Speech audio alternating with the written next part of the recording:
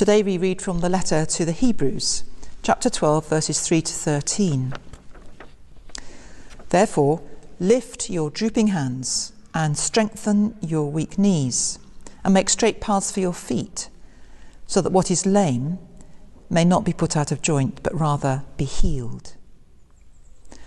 What a vivid picture that draws of a struggling group in need of encouragement and motivation. Sometimes we really identify with those weak knees and drooping hands, especially when our struggles seem to have gone on forever and we really don't know how much longer we can endure.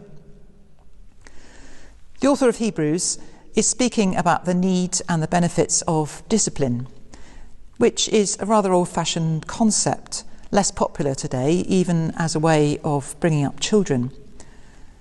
No doubt in those days discipline of children was very strict and probably corporal, and we avoid that nowadays. But discipline can be applied and taught in other ways as well. Hebrews is of course not really trying to tell us how to bring up our children. What it's trying to do is to help people of faith to learn how to make sense of their experiences in a hostile world. Helping all of us perhaps to make sense of our experiences in a world of struggle. Now, to avoid any misunderstanding, let's state right away that some suffering is simply wrong and evil, and there's nothing good about it at all. In some circumstances, it would be really insensitive or even downright cruel and insulting to tell a person that their form of suffering is somehow good for them. But this is not what Hebrews means. The writer explains that if God disciplines a person or a community, this is a sign of God's love, God's caring for them, rather than an attitude of indifference. The parent who really cares does discipline their children. The indifferent or neglectful parent doesn't bother, doesn't care. God is better than any human parent by definition. And so any discipline imposed by God must be in some way good for us. The Lord disciplines those whom he loves. Probably the recipients of the letter were being persecuted for their faith and were tempted to deny their faith in Christ, give it up, go for an easier life. This was perhaps their struggle against sin.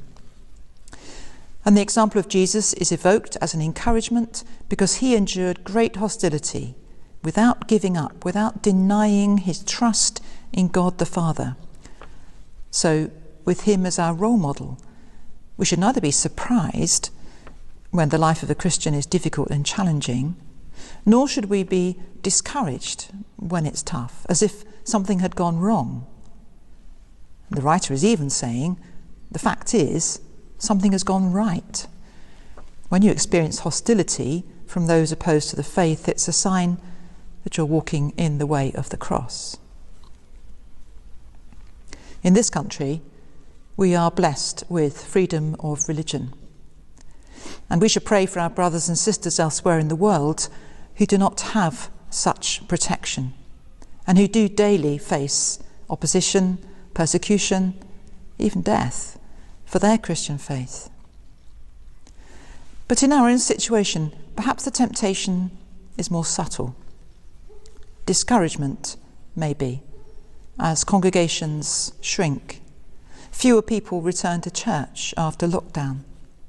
Younger generations don't see the relevance of the Christian faith, or if they do, they don't recognise the institutional church and corporate worship as helpful and relevant expressions of that faith.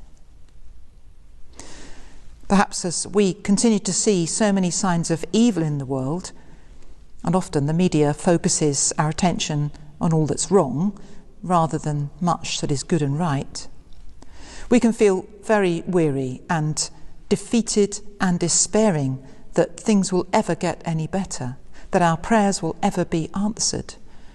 The temptation to give up hope is a strong one. Next week is Holy Week, a time which takes us to the depths of suffering and pain, and then lifts us out dramatically to the joys of resurrection and life. So do not grow weary or lose heart.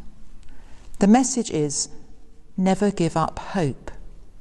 God brings light from darkness, life from death, hope from horror. Holding firmly onto that faith will help to carry us through the toughest of times in our lives.